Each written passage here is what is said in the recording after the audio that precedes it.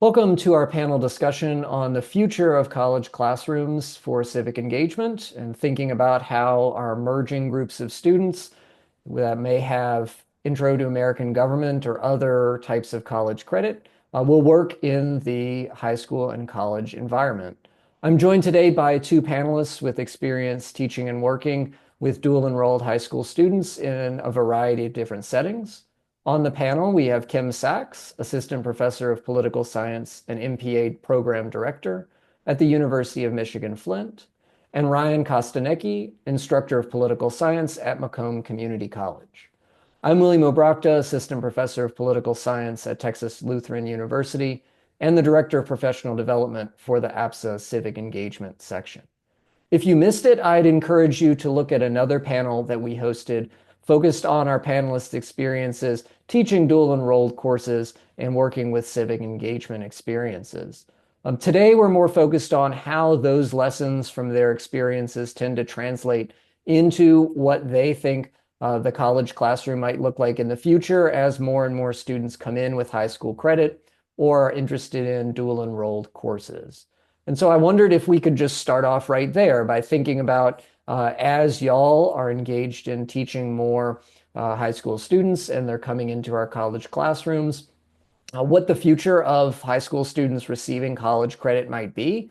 There are a bunch of different models that we talked about in the last panel of high school students receiving college credit, including dual enrollment, early college programs, advanced placement, international baccalaureate classes, etc.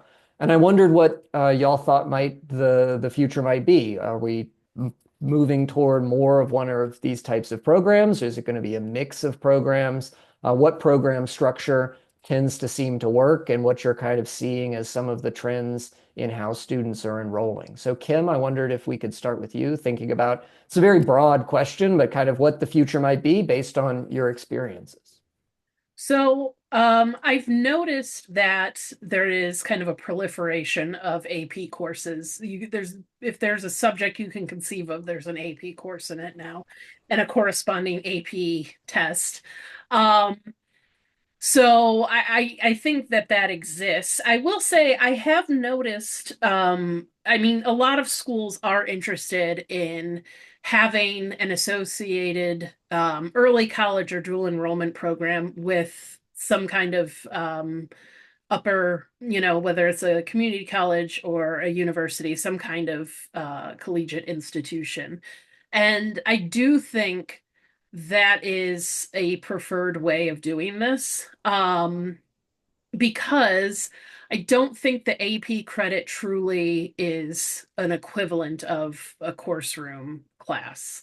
I think many of us agree to that. I do see IB credits a little bit differently because of the way IB is structured versus AP. IB has a little bit of a different set of components. I don't necessarily see it as a one for one, but I do think it's more project based and less test based. And so I see it as very different.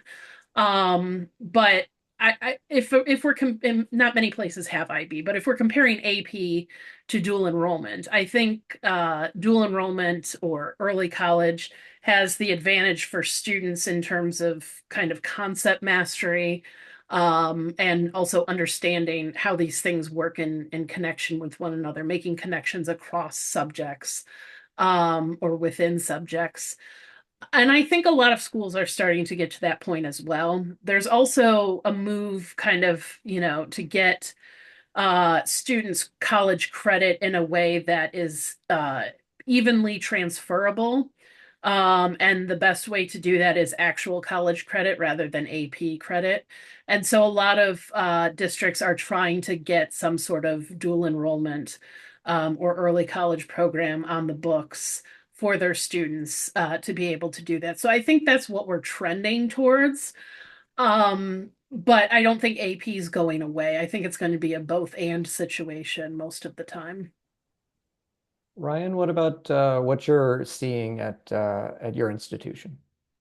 Yeah, so many different directions. It's a broad question. I feel like we could talk about this for a long time. But institutionally speaking, because of as everybody knows, kind of how enrollment numbers look right across the board, going trending downward quite a bit at colleges, that they're looking to find students anywhere they can find them, right? So the early college and dual enrollment programs for us have been a big boon. That if you look at where we're located, Macomb is one of the largest counties in Michigan. Macomb Community College is the largest community college in Michigan. And so what we do is, if you look at the percentage of students that are coming in as dual enrollment and early college relative to other counties, our numbers are very low, actually. So we're reaching out to school districts trying to get more early college and dual enrollment students. How these programs work is it's very strange institutionally, because it's sort of up to the kind of just the superintendent or the principal of the schools that are sending them. They sort of choose how many they want to send, and then it's a kind of a conversation between them and the education boards of these places. So it's really political in terms of how they're sent. Some high schools send a ton, as many as they want to come. Some high schools send none from our districts. So because of budget issues, right? So it's really it's at this point I don't know what to say in terms of at an institutional level. Who knows like where these programs are headed?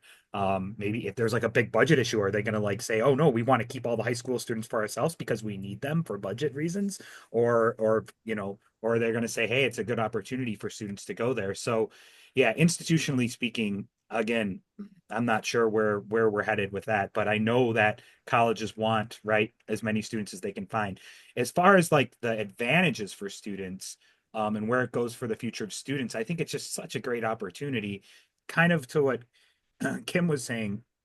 Like, it gives students such a different opportunity to be, instead of just in their high school, like there's so many, besides just the AP, besides just the IB, besides like being in a college environment. I think it's such a different environment. When I talk to all the early college and dual enrollment students, they say, yes, the classes are different. Yes, all these things are different, but the experience, right? Of like, just the experience of having to go there, sit in a classroom with people you've never met before, learning like soft skills of interpersonal communication and things like that.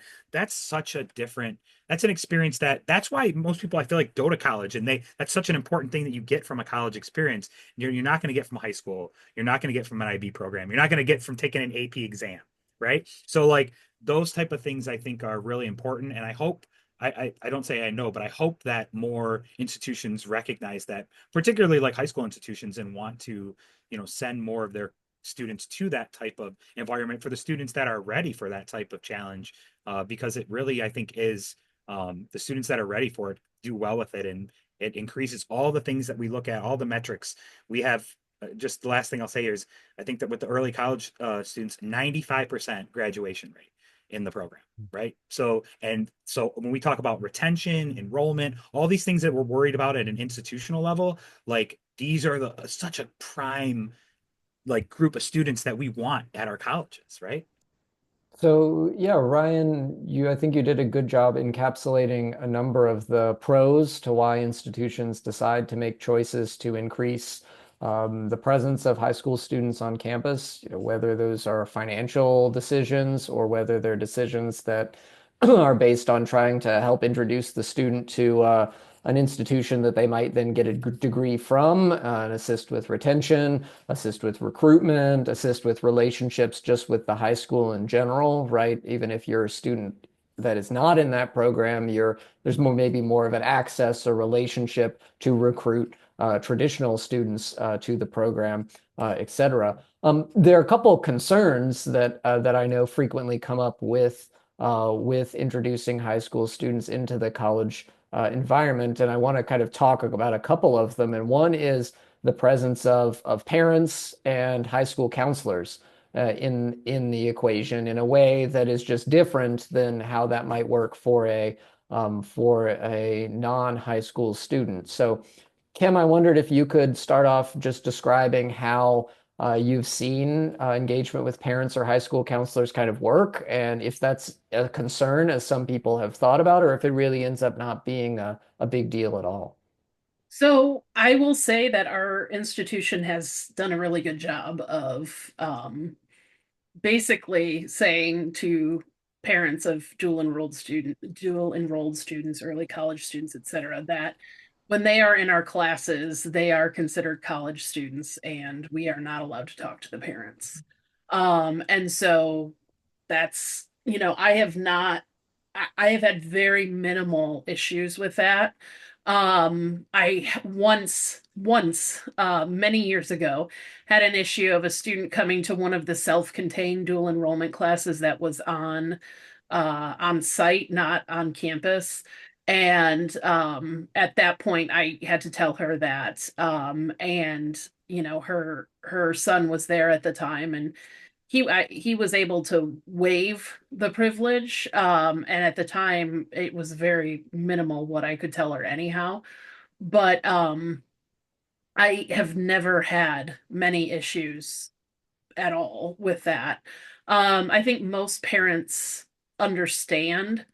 They're made to sign something as well, saying that they understand this, the student and the parent is.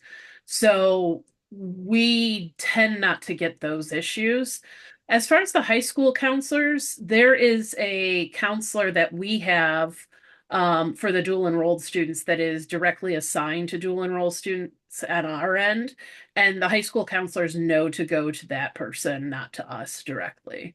So the concerns are funneled to one person, and then if need be to the faculty, so that it's not, we don't get a bunch of high school counselors contacting us. So I will say that that's handled very well, and that I'm only contacted if there is, a deep issue with that. But most of the time, I have no connection with that whatsoever.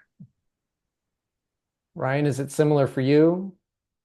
Yeah, absolutely. Yeah, we're just really lucky too at Macomb Community College. We have a very strong union and faculty, and they protect us very well with our contract, so that we have a lot of sort of creative control, right, over our classrooms, and that's part of it. And when early college, from my understanding, institutionally, when the program was first being introduced, that was negotiated, as those students were exactly like Kim says verbatim. Those students, as far as the institution is concerned and the faculty are concerned, are treated as college students. And the thing that I'll just add, just again, basically echoing what Kim said, though, is that Macomb is really great in terms of that. There's and I mentioned, if anybody watched our last panel, the MISD, the Macomb Intermediate School District, there is a institution that bridges the gap in between the high schools and the college, and those are where the instructors or counselors, as they're called, for the students that are Macomb early college students and dual enrollment students, kind of live. And we have institution actually for dual enrollment students at the college too. We have that just started. That's new under a grant that we got from the state, so that the students that are dual enrollment or early college, they have counselors both at their high schools and at Macomb, whether they're dual enrollment or early college. So those are the people that they go to if they have certain types of issues, and everybody's connected throughout the institution through all those. So having that intermediary and that bridge is really important. I would just make sure that that you can do anything you can, talking to faculty that are listening to this, to make sure your institutions have those supports. That's what's been, again, I think Kim and I just have been lucky that we have a ton of institutional support in this realm. Um, Related, I think, to this discussion of challenges, there's a structural challenge which some institutions are experiencing, which is, with so many places bringing in an early college model or an advanced placement model or teaching dual enrolled courses, if that student chooses to go somewhere else to attend college or get a 2 or 4 year degree, they may already come in with credit for some of the introductory courses. And depending on the different models, as we've discussed with AP versus IB and other models, that credit may be teaching content that's very similar to the content that other institution might deliver, or it might not be of the same quality, might not be of the same variety, right? A lot of faculty tend to incorporate introductory civic engagement experiences in those intro American politics type courses. So I wondered if, Kim, you could start us off thinking about if that means something for how faculty should be thinking about placing civic engagement work, if that's means that the intro American class isn't the place, or intro political science, or whatever that course might be at your institution, or if we need to kind of double up if a student's coming in and they're already taking our 300 level classes because they've gotten credit for all of those lower division courses where we tend to build those foundational experiences, or what that kind of looks like. If this is a new environment that, as everybody's talked about, is probably only going to continue to become a trend and coming into an institution with more college or transfer credit. Yeah, so this is definitely something I've run into. We have a lot of transfer students on top of dual enrollment students in AP credits. So we run into this constantly. Most of the students I have that are majors or minors do not take Intro to American Government with us, which is kind of an interesting facet of our program. So a couple of things. One is don't expect them to know the content that you would have taught in your American government class. And so if there are things you need them to know in any intro class, doesn't necessarily need to be intro to American, make sure you're kind of doing an encapsulation of that at the beginning of your upper level classes. I have found that people aren't always taught the basics, even in the basic things that they earned the credit for. I have often found that a good refresher is important. But beyond that, for civic engagement, you have to expect that they haven't done some of those basic things that you would do in an intro level class.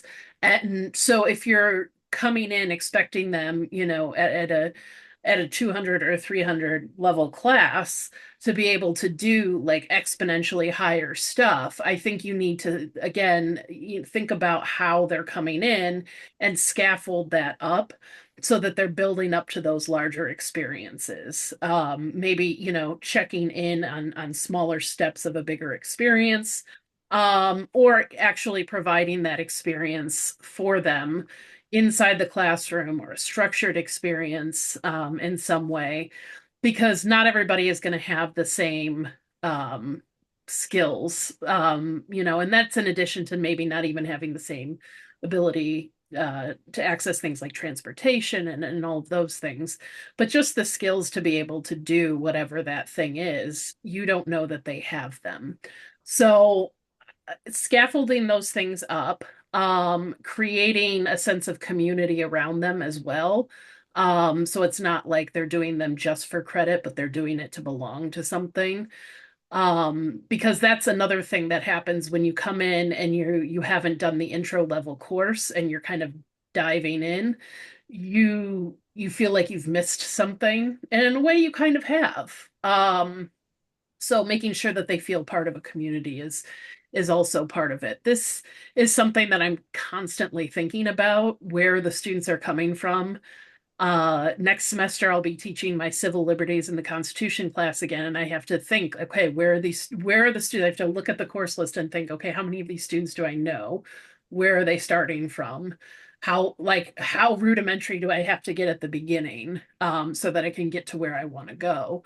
Um, and it's the same every time. It's like I have to kind of make sure we're doing the refresher about where the court sits, what a case looks like, things like that, because they just haven't engaged in it, so that I can get up to things like simulations and listening to Supreme Court oral arguments and things of that nature. So scaffolding, that's the big thing. Ryan, what about your experience with students that may be transferring into your community college with credit for some of your intro courses? I don't see a lot of that because it's, mostly the only thing that I mentioned before in our previous panel is that once in a while I'll get a student that took the AP course in high school and didn't pass the exam. So then they take the course for college credit, and those students are usually very advanced because they've taken an advanced placement course for a whole year, right? And they know a lot of stuff. So that those are the students that I get that that that come in with like knowledge but not credit, right? The the problem that I like to Kim's point and kind of like more generally, I think like just don't make assumptions. Like I try not to make any assumptions though, even about those students, and just try to really, I'm teaching intro courses, so like start from the basics, right? I do like a pre-knowledge like quiz, a political knowledge quiz before the class and do it kind of as a fun game style. So it's like, hey, it's not like if you don't know, it's not that you're ignorant out of willfulness. It's that you just don't know, right? And so that's what we're all here to do at the end of the day, right? Is learn these things. So doing things like that, a lot of like really formative assessment, especially early on, right? And that's easier to do in an intro class than, Kim, I'm not teaching like 3,000 level classes at our institution. Every class that we teach is 1 or 2,000 level. And there's only, I think, one class that I teach actually that has a prerequisite, and it's the intro class. Every other class you can just take, so I don't run into those issues. But just even in that class, like, yeah, half the students I knew from my intro class, the other ones I didn't. Start from the basics, right? Exactly like Kim said. Um, I think too, like to Kim's point, I think what the institution does really well is they bridge early college in particular. They bridge the students really well from like a college to high school experience by having the counselors, by taking classes, right? I think there's a real opportunity in this space for me and Kim to have conversations, right? To For me to be the person I should be, and this is what I've already been doing, is where do my students where do they go? Right? Where do they go? Where does my transfer student go? Where does that 3,000 student level or kit student that's taking my classes? Where are they going to go? I feel like I should have some responsibility in figuring that out and learning Kim's curriculum. There's a program that I saw just on like the PBS NewsHour like a year or two ago called Advanced in Virginia, between George Mason College and I think it's Northern Virginia Community College, and it's like sort of the model of um the high school to college experience, but it's the 2 year to 4 year experience, and they have counselors, and they have the junior faculty like me at the 2 year institution go meet with the faculty at the 4 year institutions and talk about curriculum and talk about what they're doing in their classes, right? So that that student is prepared when they're moving from one class to the next. And they have found that retention, success rate, everything is improved dramatically. They have counselors too. They've done some tuition work on tuition with it. But like, I think there's a real opportunity in space for that transition from, it's not exactly what we're talking about here, but I think it's related, right? Of like that 2 year to 4 year experience and connecting those two. So Kim, we need to talk, but our students, we're both from Michigan, but our students don't, we're from kind of opposite sides of the state. But I talk to the 4 year universities that my students go to, especially my upper level students. I have those faculty actually from those institutions come to my class at the end of the semester at the higher level classes and talk to the students about their programs, about their political science programs. And so that gives me an opportunity to say, hey, too, like, let me see your syllabus. Like, if I'm sending a student to you, what should they know going from intro to international relations to a 3,000 level more advanced international relations course, right? So again, kind of building those relationships and connecting those curriculum like connections are from my point of view. 2 year, I think faculty should be looking to do that. Plus, it helps us. Like as a 2 year institution person, like I have no research requirement. Like I just finished my PhD a couple years ago. I do no research now. It's really strange, folks. But I'm teaching 7 classes, so I don't have time, but I still read the research. I still keep up with it, but I want to see how are faculty integrating that research into their classrooms at the 3,000, 4,000 level. Looking at that helps me integrate it into an intro level classroom too, right? So just kind of, again, keeping those connections alive and not siloing our institutions, there, I think is really important. Well, this is exactly, you didn't go off on the wrong direction at all. This is exactly the next question that I had written down, which was, right, how can we think about trying to support particularly community college faculty, but support this interaction and engagement more, both as a discipline, as institutions that may have more resources or more time than community college faculty who tend to be teaching way more courses. And so I do want to ask you, Ryan, to spend a little bit more time talking about that, and then I'm going to ask Kim to kind of think about how that intersection might happen.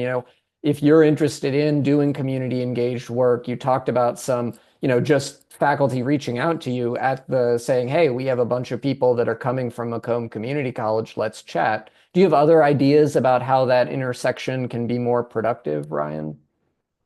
Yeah, just you're saying between 2-year and 4-year Mhm. institutions, like how to just get them to work together. In the civic engagement space, there's a ton, right? So in Michigan, we have the Youth Voter Summit every year, where it's usually held at a 4-year institution. Campus Vote Project is the nonprofit that runs it out of DC, and then they have state coordinators. I'm sure people probably in the space know about this. But I brought my community college students to Wayne State, my alma mater in Detroit, this past semester. I think I brought more students than any of the other institutions besides Wayne State. And just because I was like, hey, like, this is an opportunity for you to go network, meet students, meet other people, see what it's like to go to a 4-year institution, and walk around campus, check it out. And so the students just off that were like, oh, this sounds interesting, right? And like my students that were going to already take my higher level classes, they're like, oh, this sounds cool.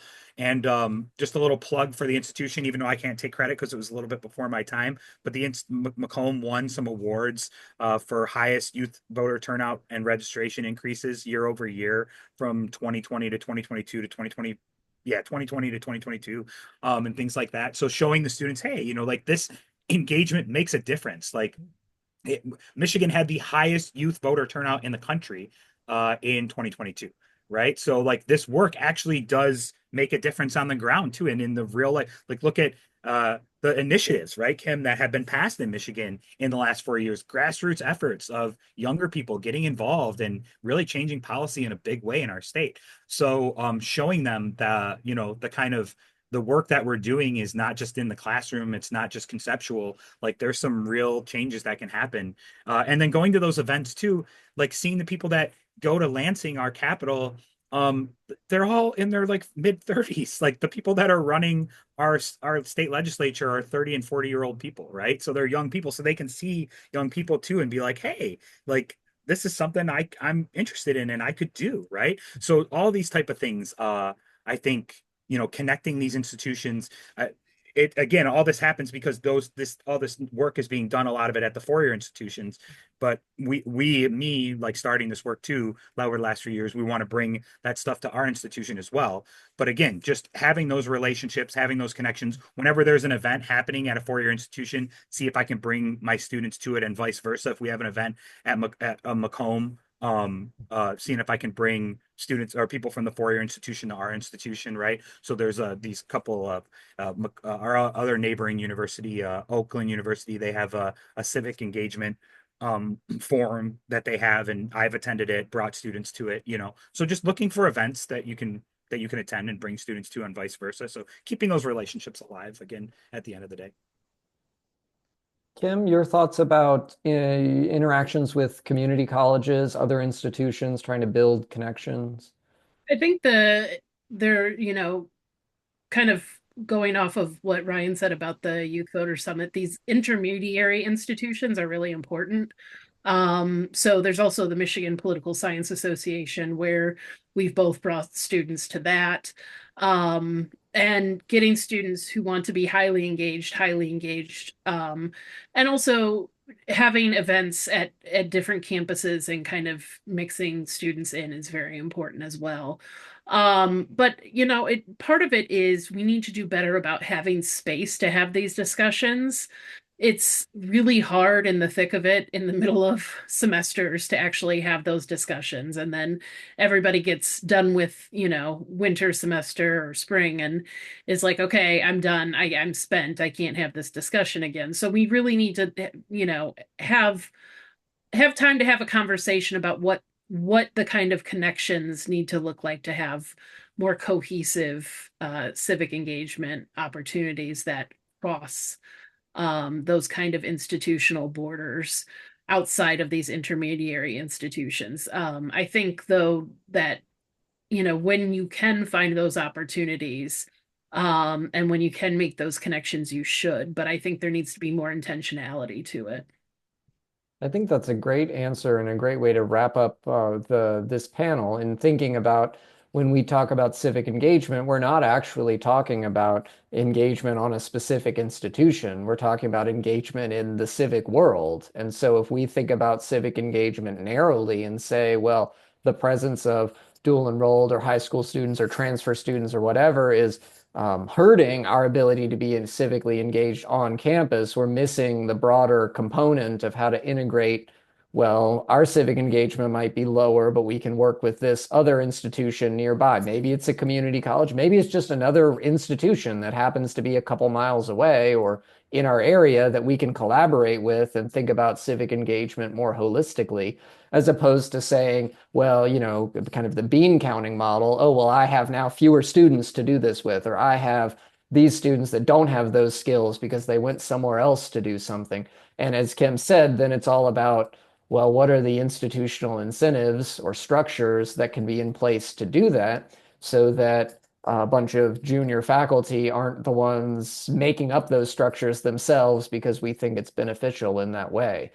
So I think that's a great way to end the panel, which is talking about that this is a broader challenge than just thinking about the integration of high school and dual enrolled students, and really an encouragement for everyone to think more broadly about the fact that civic engagement is all around us in our communities. And that's what we should be thinking about in terms of providing those experiences and having those opportunities. So I want to thank both of you so much for participating in the panel. And again, just a shout out to the audience to remember about our previous panel that was getting more in depth about our panelists' specific experiences with dual enrolled and high school students and teaching them in their classrooms. So thank you all very much. I look forward to future discussions. Thanks. Thank you.